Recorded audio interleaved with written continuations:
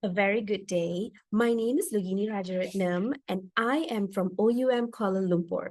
Today, for the subject Educational Psychology, HBEF 2103, I will be talking about how to use scaffolding techniques in teaching.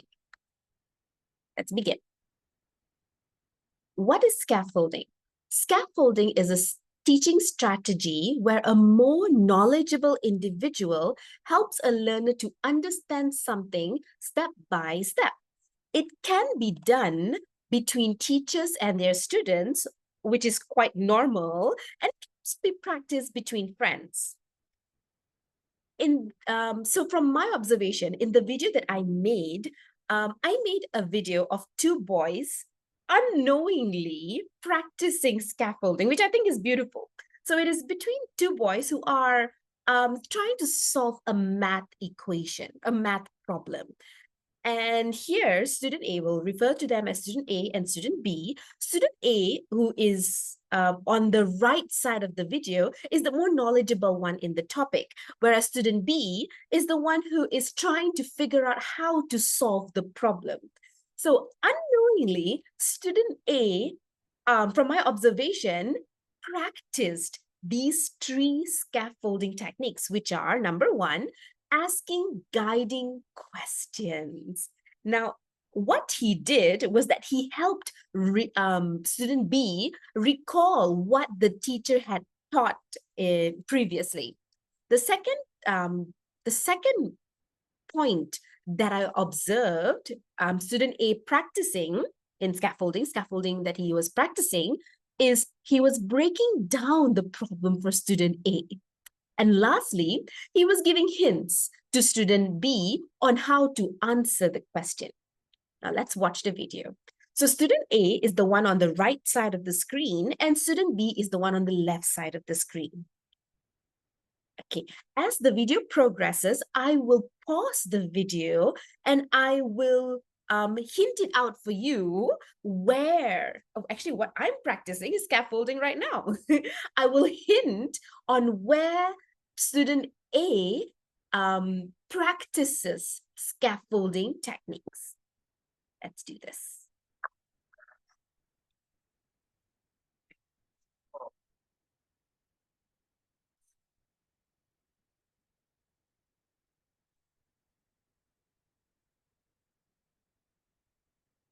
So he asked, what's next?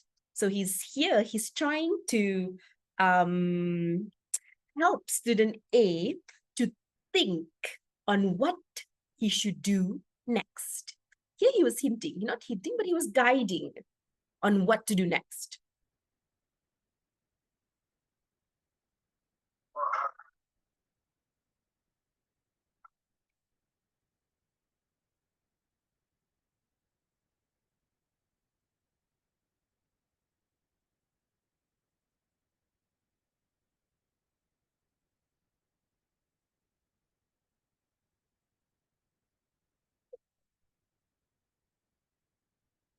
By saying that, student A was practicing breaking down the problem, which is a scaffolding technique where the student explains the thought process out loud so the other student understands what to do.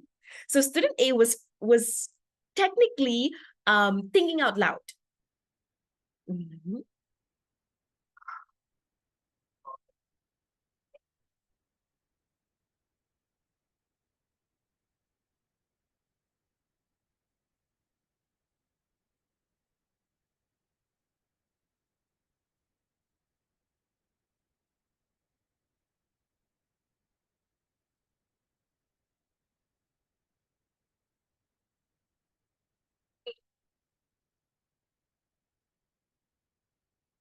Okay, so over here, student A helped the weaker student to try to think for himself by asking him if that is the right way to do it. When I was in class, I was watching this, I was observing this, I was touched. I was very happy.